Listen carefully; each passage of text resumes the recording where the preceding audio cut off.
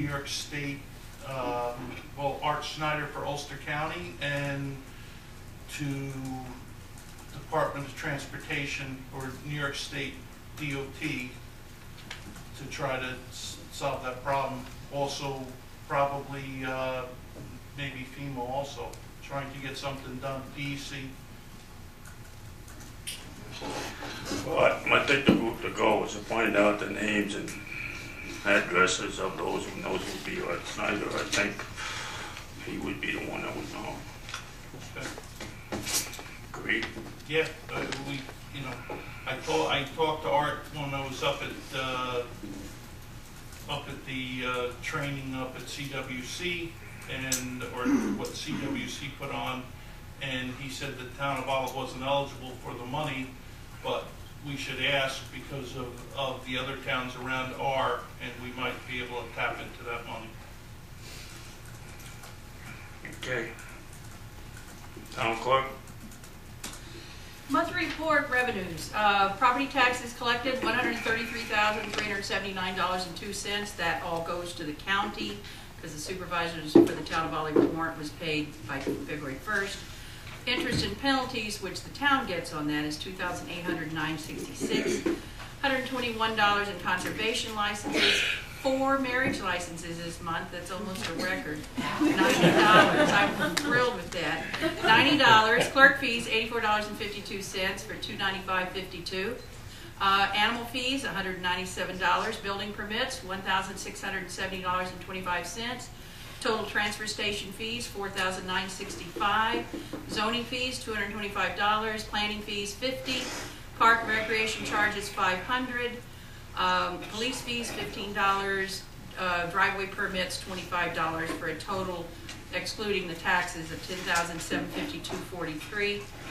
I would like to say that the taxes will be collecting till June 1st. May 1st, we will send out the reminder notices to let those of you, including myself, who haven't paid, that they will be due by the end of the month. I'm almost there. And also, I wanted to say burning permits.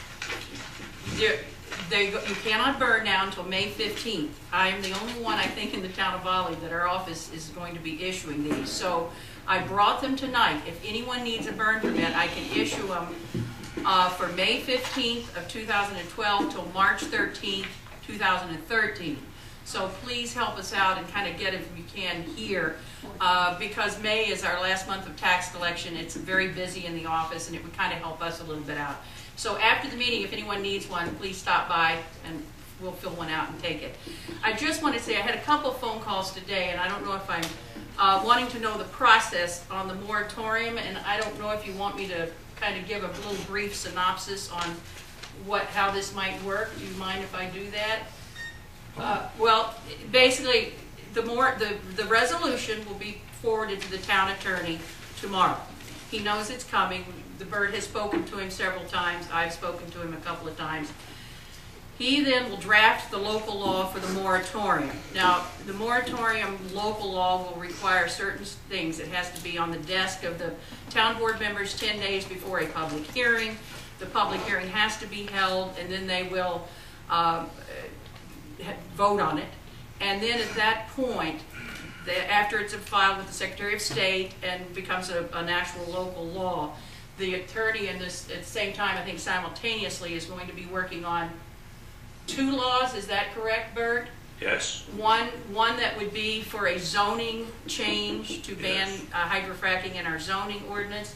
And the other one would be for, George, help me out here, for community rights as individuals, so that we could protect ourselves from the large corporations. Am I correct here on that? Sylvia, it's called a community rights ordinance. Okay, so in our case, it'll be a community rights law in the state of New York. Yes. So, and I don't know how the attorney will draft them, whether it will be 2 separate laws or combined, but I do know that the zoning law will require seeker review, State Environmental Quality Review Act. That it also will need to be referred to the Ulster County Planning Board, and that's usually a 2 to 3 month process. The other law probably will need environmental review, but probably be a negative deck and should be very quickly done, perhaps. But it will all need public hearings, and separate public hearings, and the process could take some time. But that's just to let you know how it's in the works. So thank you, in case anyone was interested. I did get 2 phone calls today, so I just thought people... Your group, if I remember right, you volunteered your group to have a community draft law. That's already been sent to the town attorney. We have that. Yes, you have the document. If I could just clarify one thing Yes. for Sylvia and Yes. the rest of the board. The rest of the communities in New York and in other parts of the country that are doing the dual laws are doing them as separate instruments, 2 separate laws. Yes. And from my limited understanding, I've been told that that's the best way to make it the most secure. And That's what Bert, we- I have not flaked out. I've been calling the lawyer. He's actually been in Bolivia. They just helped them draft a nationwide ban on hydrofracking. That's why he hasn't been back. But I will keep on him. He'll be back the beginning of this coming week. Actually, the community rights law will be a town law, if I'm not mistaken. Yes, yes. And the zoning won't be a zoning law, it'll be a change in the zoning ordinance. Which is all now called town code. Right. So they'll all be town laws. It gets the lingo gets a little off, but it's pretty much all the same. So, if the state passes a law more stringent or less stringent than ours, most of the time, if the town law is more stringent, that prevails. If, I'm getting that, can they pass a law that would override us? I guess that's the easiest way to ask. No, hope not. I don't think we can rely on the state to protect us. That's my... No, I'm thinking we do all this, which we're gonna do anyway. Can the state override any of this? Have they overridden in any other town that you know of? In actuality, the state has upheld now, I believe, 2 zoning bans, and they were challenged. One in Dryden and one in Middleburg. So, And they prevailed? yes, Okay. the zoning ban was upheld in both communities. Okay, anyone else have any comments on anything? Yes? Yes, I just want to get back to the board. I was recently appointed and endorsed by the Ulster County Legislature for the Ulster County Traffic Safety Board.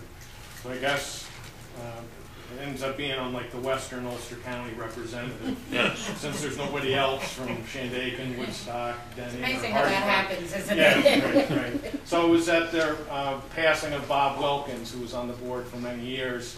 They wanted a representative from out this area, and I was asked and attended some meetings and recently received endorsement appointment from the legislature as a member of that board.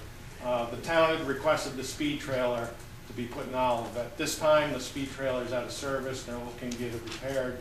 As soon as it is, we're first on the list to have it placed in Olive.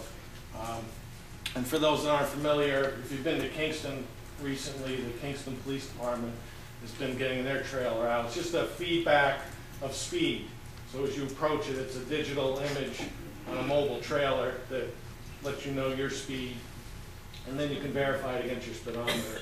But just more important in the areas of the 45 zone in the town of Olive, both in Spokane and Boyceville, to get those speeds reduced, and safety is the primary issue.